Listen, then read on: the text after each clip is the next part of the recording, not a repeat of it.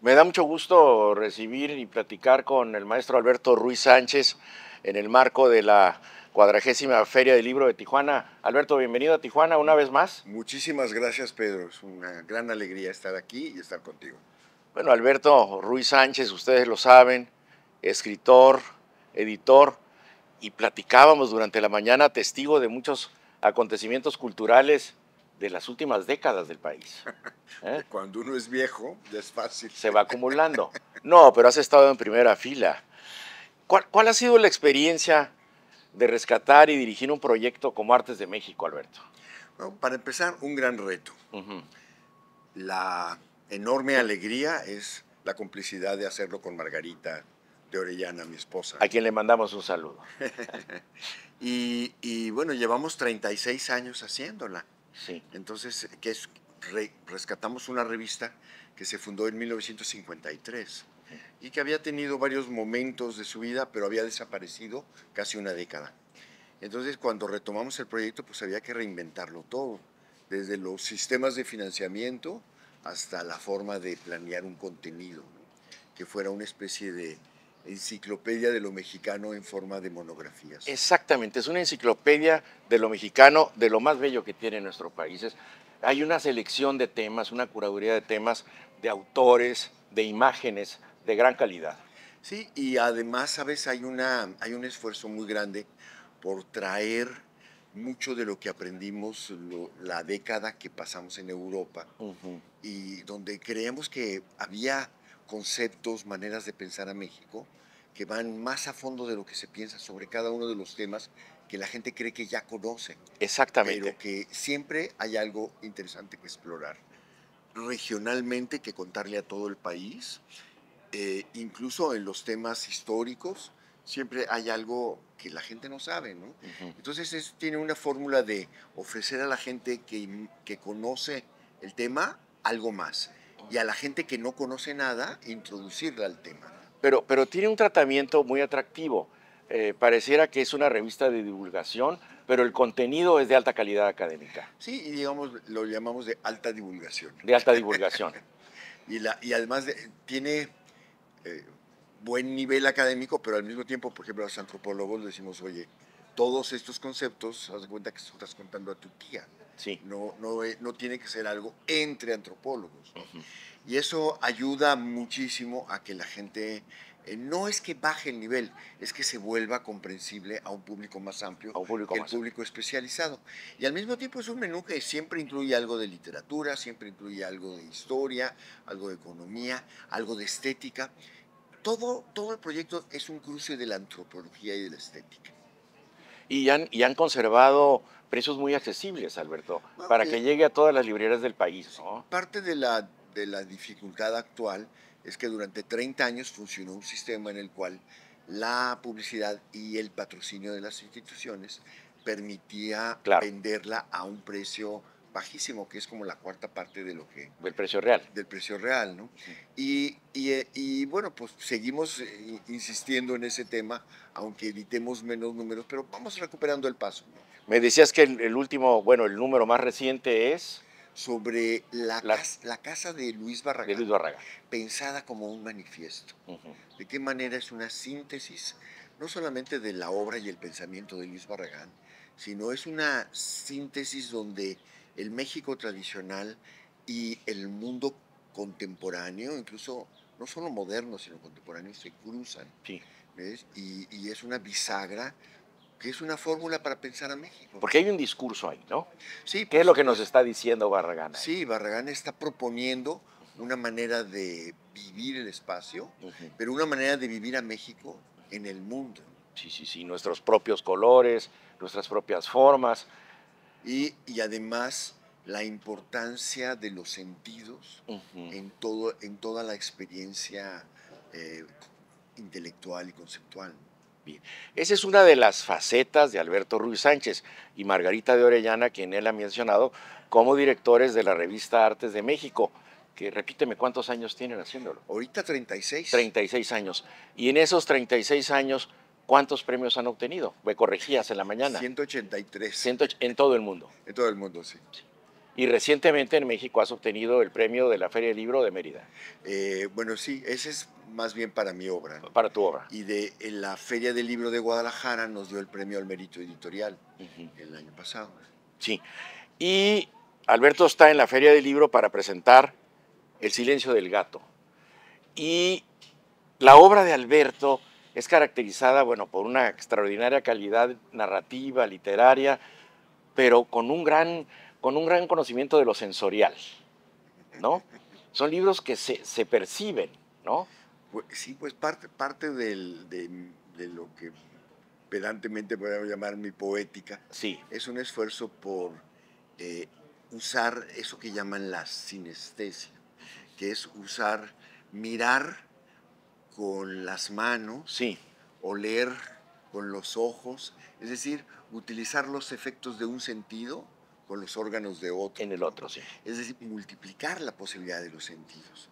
Y por supuesto, a todo esto añadir la razón, añadir las ideas, sin que las ideas se impongan sobre los sentidos. Claro. En ese sentido, ¿qué ha significado para ti imágenes como el desierto, por ejemplo, Alberto? Bueno, Platícanos un poco. siempre he considerado como un momento clave en todo lo que yo he hecho. Ese momento en que más o menos a los 23, 24 años, iba a cumplir 24, fui con Margarita al desierto del Sahara y llegamos a un lugar que se llama Zagora, donde acababa de llover. La gente nos dijo, ha pasado algo terrible que no había pasado en muchos años. Pues pensamos que era la guerra, porque había guerra, Había conflicto siempre. había un conflicto. Y entonces dijeron, no, la guerra aquí hay todo el tiempo. Lo que sucedió es que llovió. Y entonces vamos a subir a una montaña que es una formación que creció en el desierto, como un sombrero, como la copa de un sombrero charro. Sí, Subimos ahí, que estaba resguardado por el ejército, nos dieron permiso, y vimos cómo el oasis se llenó de alrededor de flores de colores. qué impresionante. Y en ese momento yo recordé una imagen de mi infancia, de haber tenido entre 4 y 5 años, cuando llegamos al desierto de Baja California, a un lugar que se llamaba Villa Constitución. Se llama. Ahora se llama Ciudad A Constitución. Ciudad Constitución, tienes razón. Y el efecto, por lo que yo recordé, es que llegamos también con la cola de un ciclón y el desierto estaba lleno de flores, que en 2 horas se quemaron. O sea, en cuanto volvió a salir el sol, las flores se quemaron. Y yo recordé en ese momento la angustia de niño de ver que de pronto una belleza sorprendente que se consume, ¿no? Y entonces mi padre, para quitarnos un poco el miedo a mi hermano y a mí, porque había vientos muy fuertes, nos tomó, me dijo, ¿saben? ¿Conocen el abrazo del sombrero? Digo, el abrazo del bombero. El Y abrazo del bombero. Y entonces nos tomó de las manos así, a mi hermano y a mí, y nos levantó en el patio, que era prácticamente abierto, y el viento, que era fuerte, sentíamos que nos levantaba y que volábamos. ¿no? Qué maravilla. Tienen que aprender a volar. Llegar al desierto es aprender a volar. Y luego me contó, mira, todas estas flores no mueren. Cada una se convierte en muchas semillas, que cuando vuelva a llover, tal vez en 10 años de nuevo, en 12, volverán a crecer como ahora. Entonces no solamente están muriendo, sino que se están multiplicando. ¿no? Y entonces era una primera lección de introducción al desierto. Después vinieron muchas otras, ¿no? Porque a él le gustaba mucho seguir pistas, me enseñaba qué caca era de borrego, qué caca era de conejo, qué caca era de venado, si era reciente o no. Y esos rastros te permitían, bueno, percibir la existencia de esos animales. Sí, leer el desierto. Claro. Y eso pues desde muy niño. Y todo eso yo no sabía que lo había olvidado. Y lo recordé en el Sahara. Entonces ahí el Marruecos comenzó a volverse importante para mí. De alguna manera yo empecé a sentirme un habitante del desierto allá, donde el desierto es completamente distinto, ¿no? Hay otra vegetación, pero la primera lección, el desierto no es algo vacío, el desierto es algo lleno de vida que con paciencia aprendes a leer. Por supuesto. Pero tú también eres del desierto, de Sonora. Pues mi familia Tu es familia. de Sonora. Y yo siempre me he sentido sonorense, ¿no? Claro, Por claro. los dos lados, por las cuatro esquinas, como tú dices en tu libro de memorias. Dice el poeta Jiménez, José Alfredo Jiménez, cuando habla del caballo blanco, dice, y el Valle del Yaqui le dio su ternura, ¿no? Sí, para mí el Valle del Yaqui son los campos de algodón Sí, en cuyos canales yo nadaba de niño. claro. Bueno, nadaba es mucho decir, soltaban el agua y nos metíamos. Braceabas. Y había afluentes del río Yaqui donde estaban asentados los pueblos yaquis y con los niños pues nos lanzábamos al río, pero los canales de siembra no eran de nado, eran Pero, realmente ¿naciste en siembra. Sonora o naciste en Ciudad de México? Nací en la Ciudad de México, pero fui a vivir a Sonora varias veces. Desde muy Desde niño. muy chico, Ajá. entre Sonora y Baja California, viví al ritmo de los empleos y desempleos de mi padre. Sí, digamos, siguiendo la ruta laboral. Exactamente. Que era muy variable, ¿no? Claro. Y me tocó vivir en la colonia Roma, que era una colonia que estaba llena de exiliados Sonorenses, ¿no? ¿no? Sí, claro, claro. Y después de eso, y después del el último, digamos, fracaso en Baja California, Ujú. que fue también después de un ciclón en que mis padres perdieron todo, regresamos a vivir a un suburbio por allá por Arboledas, donde tú tenías Sí, familia, claro, pero es un claro. lugar menos elegante, Ajá. que se llamaba Valle Dorado, ¿qué? Atizapán. Atizapán. Atizapán de Zaragoza era el pueblo. Y entonces era un lugar que hubo una especulación inmobiliaria porque la gente creía que Adolfo López Mateos había nacido ahí. Con Ujú. el tiempo se ha sabido que nació en Guatemala. Bueno, Siqueiro siempre lo dijo, ¿no? y todo el mundo lo dijo, su Sí. secretario particular, todo el mundo. Pero le dieron el acta de ahí. Y entonces los especuladores compraron muchos terrenos, hicieron un fraccionamiento, hicieron una casa modelo y López Mateos no puso un pie en ese lugar, ni invirtió en el lugar, ni Bueno, en el nada, registro civil nada más, cuando fue por el acta. cuando era bebé, ¿no? Seguramente. Cuando era bebé. Ajá. Y entonces, por alguna causa, no sé cuál, fuimos a vivir a la casa modelo, que era una casa prefabricada en la que no había nada alrededor, pero eso era maravilloso para un niño, ¿no? Ajá, claro. Los cerros vacíos eran Sí, sí, sí. mi jardín, ¿no? Claro, Y claro. ahí viví hasta que ya me fui a- a Francia a estudiar y pasé por Marruecos y por donde se pudo, donde me llevó el dedo, porque viajaba de aventón. ¿En qué momento te relacionas con el maestro Paz, con Octavio? Eso fue mucho tiempo después de que regresé bueno, no mucho, algún tiempo después de que regresé a México. Ajá. Yo regresé a México en el 82, 83 en realidad, digamos, diciembre de 82, principios de 83. Y Ya había yo, pasado el golpe a Excelsior, sí, ya había inaugurado, ya tenía vuelta, ¿no? sí, sí, pero yo lo vi porque yo tenía un profesor que se llamaba Costas Papayoano. Y cuando Costas Papayoano murió, yo escribí un artículo sobre Costas. Ujú. Y entonces, él, que era un profesor griego, que había sido revolucionario griego, se fue a la Unión Soviética, donde se convirtió en disidente, trataron de matarlo, Ujú. ya sabes, la revolución. ¿Qué materia te daba Costas? Él enseñaba ciencias Ciencias políticas políticas. y él era marxólogo, no marxista, sino O sea, marxólogo, era un estudioso estudioso. del marxismo. Sí. ¿No? Era un tipo realmente genial, además era historiador del arte también Ujú. y escribió muchos libros sobre arte griego. Y él había sido amigo de Paz en una escena que me contó él y luego me la contó Paz, cuando Paz llegó muy joven, en el año 45, a Francia. Estaban en el Café de Magot, en la barra, ligándose a una rubia los dos. Estaban Ajá. tratando de ligarse a una rubia y eran tan convincentes en su seducción En su ligue. que terminaron siendo muy amigos. Y fue su mejor amigo durante mucho tiempo. Bueno, cuando él murió, yo conté una anécdota que me tocó vivirla. Él tenía cáncer. Una vez salió del hospital, estaba muy tenía una gran afirmación de la vida. Le dije, Costas, ¿cómo estás?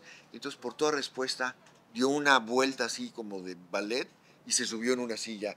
Me dijo, tatán, estoy muy bien, mejor que nunca. Y ese tipo era, ¿no? Siempre después de la clase vamos a tomar un balón, que es un tipo de copa redonda, Ujú. más grande que la copa de vino normal, ¿no? Entonces un balón es como digamos, doble ración de vino, ¿no? Ok.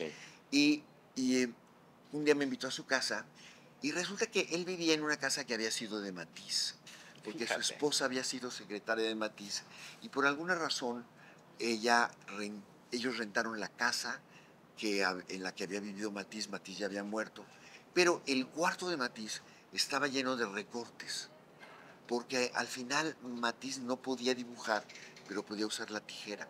Entonces hizo toda una serie que después llamaron Jazz, que eran cosas de Matisse y una afirmación de la vida increíble, ¿no? Y cuando yo llegué a su casa tenía todo esto extendido en la biblioteca, más la portada de Tamayo de Águila Osor.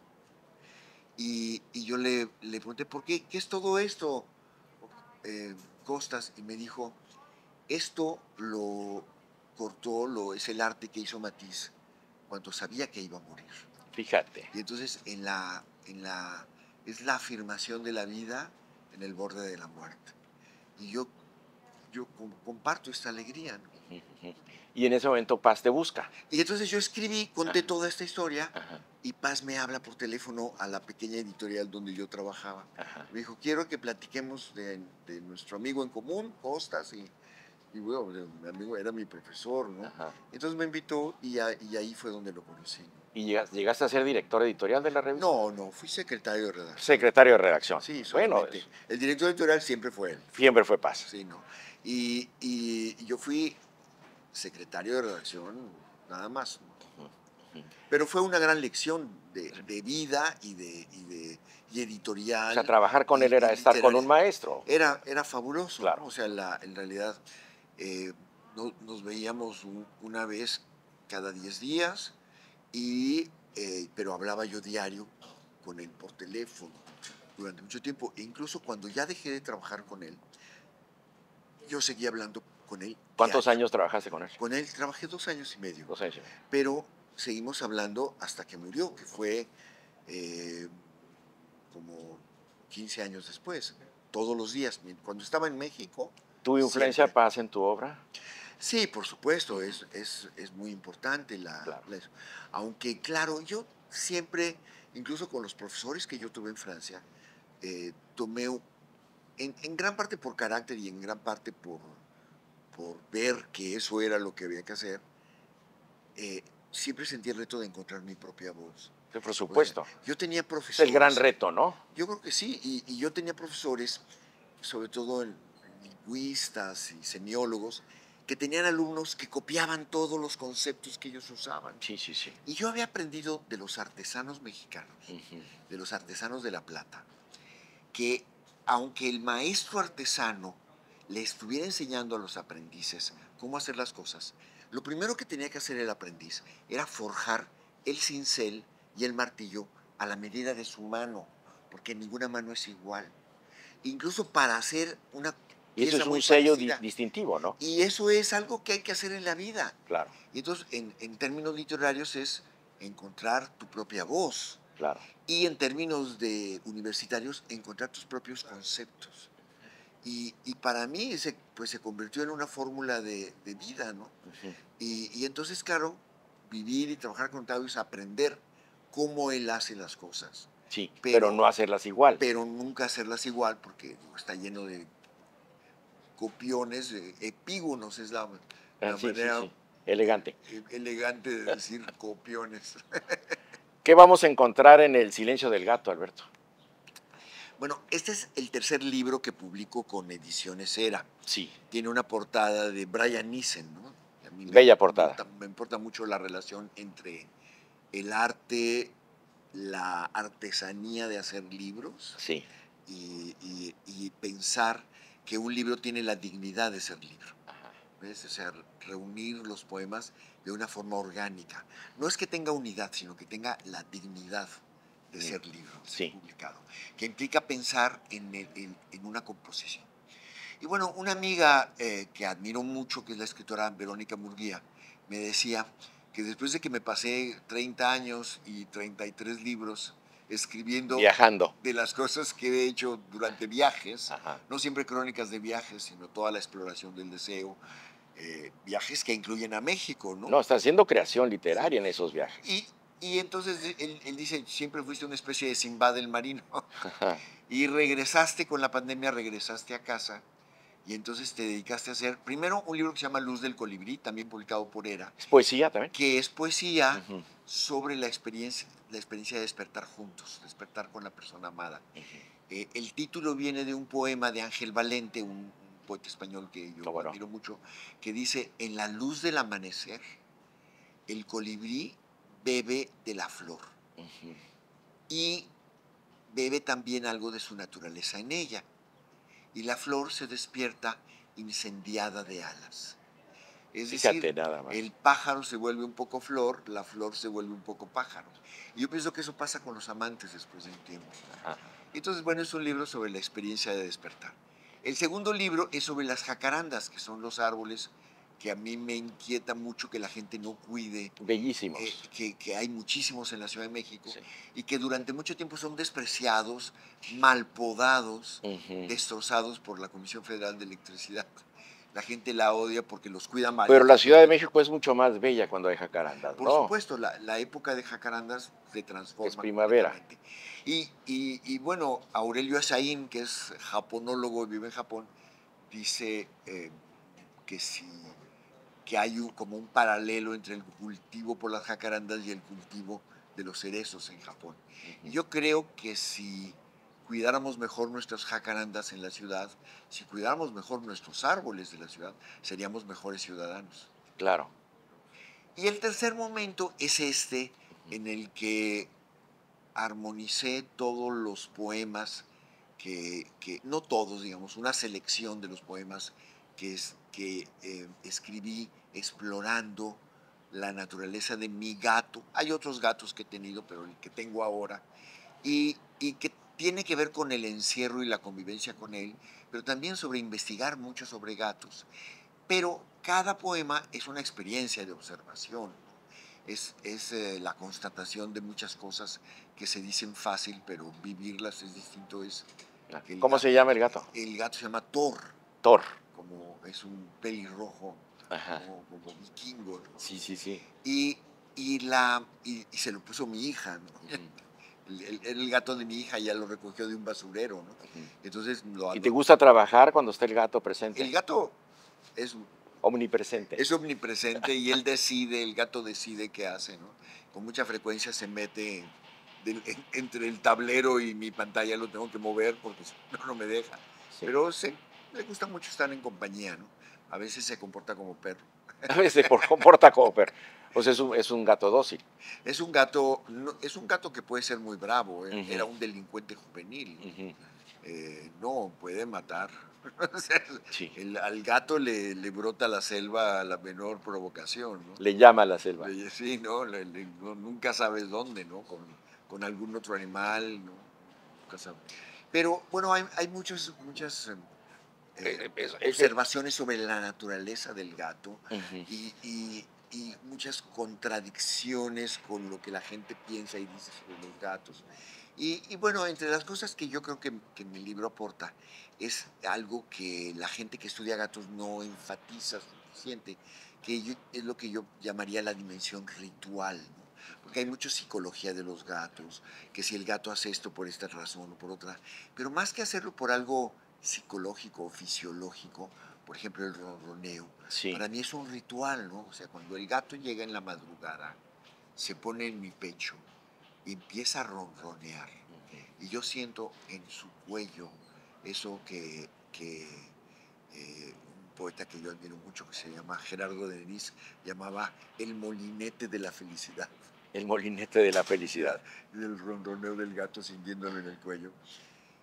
Y entreabre los ojos y me mira y yo estoy también semi despierto. Si yo me despierto completamente, el gato se va. Si me duermo, si me vuelvo a dormir, Se el queda. gato se va. Es decir, me tiene como hipnotizado, prisionero de ese estado intermedio de la duermevela, en la cual él está ronroneando y comunicándose conmigo. De hecho, su ronroneo tiene una caja de resonancia en mi pecho. Por eso se pone ahí, ¿no? Claro, Y para claro. comunicarse también, es parte de revitalizar el vínculo, ¿no? Entonces, es un ritual. Y eso la gente no lo estudia como ritual. Y ahora que vas a estar fuera estos 3 días que andas en Tijuana, cuando regresas, No, no, ¿cuál es la actitud del gato? pues mira, no lo sabemos, ¿no? Ah, De hecho, el gato siempre llega, aunque estés a media cuadra, el gato ya sabe que vas a llegar. ujú. El gato percibe cosas, percibe los temblores, por ejemplo, ¿no? Si el gato de pronto corre a esconderse, es que va a temblar. Un minuto después suena la alarma sísmica. Ujú. O sea, Es más eficiente que la alarma sísmica. los animales son más eficientes y los gatos especialmente, ¿no? Ujú. El gato es muy especial. Tú nunca sabes, además, cómo va a reaccionar. El gato decide, ¿no?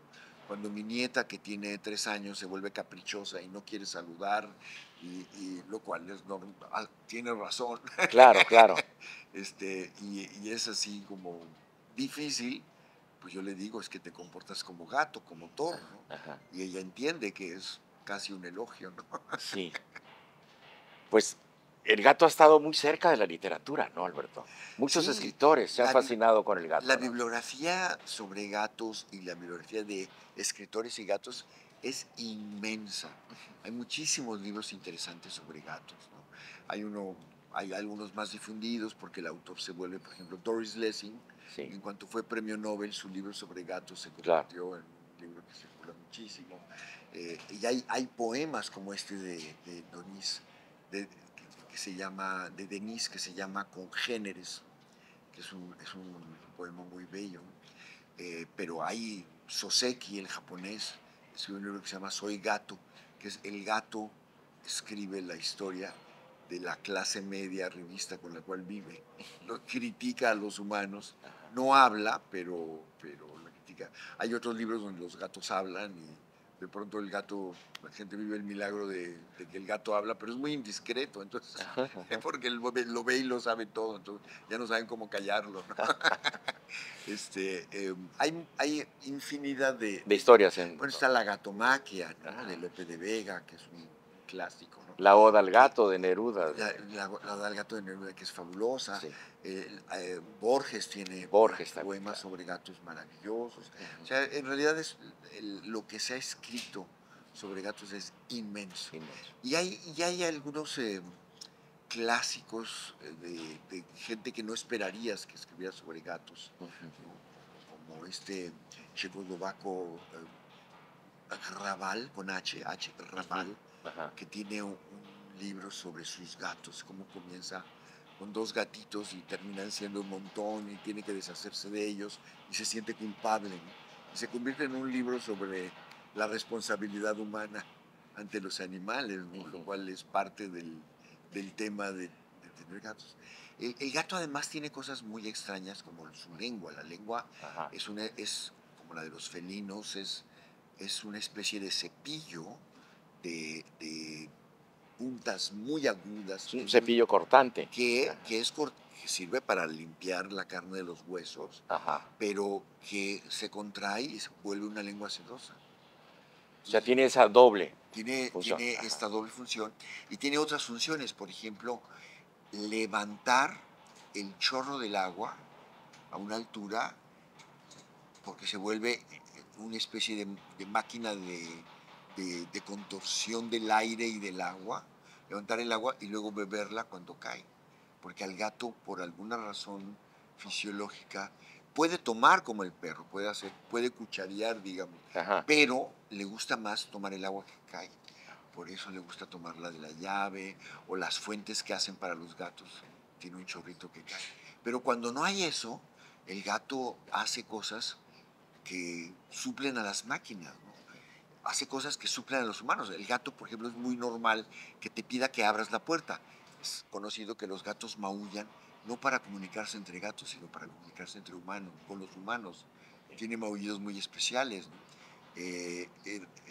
Gerardo Denis decía que el maullido es una lengua más. Él, que era políglota y Podía entenderlo. dominaba Ajá. 9 lenguas, con su nieta hablaba en gatuno.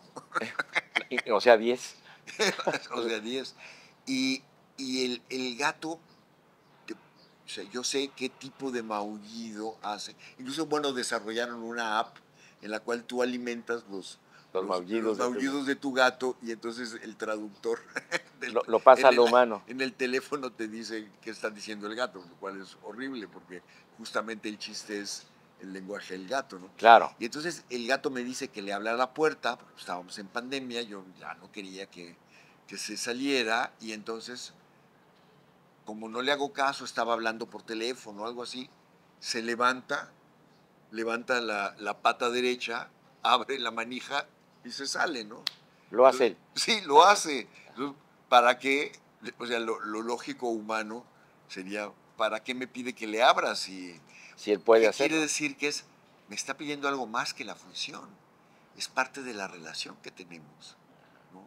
No es porque él no pueda hacerlo, es porque parte de nuestra relación es que yo le abro la puerta. Hay un chiste de estos de dibujos que tiene el New Yorker, Ajá. que tiene dibujos muy buenos, en que está Drácula en su sarcófago. Tú ves que está entreabriendo el sarcófago y le dice al gato que salta, es la última vez que te abro. Pero en realidad el gato hace cosas más allá de lo racional, porque es otra racionalidad, ¿no? Es Otra otra... manera de ver el mundo, sí, Sí, hacer las cosas. y cada gato es distinto. Ajá.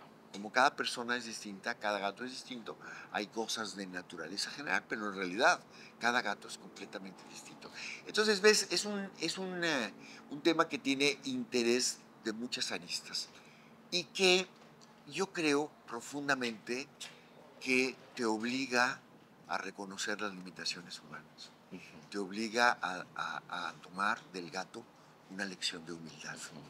Aportarnos más modestamente en este mundo, ¿no? Exactamente, ¿no? Mayor humildad. Exactamente. ¿Quisieras leernos un fragmento de algún poema? Con mucho gusto. Por favor. Con mucho gusto. Tú elígelo. Sí. Mira, hay uno en el que hay una reflexión también sobre el arte poético. Déjame ver a ver si lo encuentro rápido. Que, a ver si está aquí. Bueno, este critica vas al diccionario y el diccionario te dice gato es un animal que mide tanto, que se dedica a cazar ratones, etc. O sea, unas definiciones realmente, sobre todo los diccionarios entre más antiguos, menos saben de gatos. Pero dice, el gato del diccionario. Todo en el gato escapa a definiciones quietas. El gato en el diccionario es esa pieza que salta y deja incompleta la idea. Casi en círculo vicioso lo definen con detalle al principio y al final por su caza y por su caza, como dirían los españoles. Sí. Nunca por entrar en trance. Se afanan en domesticarlo, en medirlo de arriba abajo, incluidas cola y orejas, y en darle a su voz el verbo que tan solo ellos ejercen, maullar. Otros, para definirlo, se conforman con que atrape ratones o comadrejas, trampa antiplagas con patas. Qué pobre definición de la grandeza profunda de un ser que se siente Dios y lo es a su manera. Mi gato me mira y dice, con su silencio elocuente, los señores tristes, grises, que hacen estos diccionarios, de seguro no tienen gato, ni quieren que alguien los mire en su manera banal, como miramos los gatos a los humanos pasar. Muchísimas gracias. No, muchas gracias. Alberto, muchísimas gracias por estar en la Feria del Libro de Tijuana en esta edición 2025, los 40 años de la feria. Bienvenido a Tijuana. Muchísimas gracias. Gracias, Pedro. Gracias, Alberto.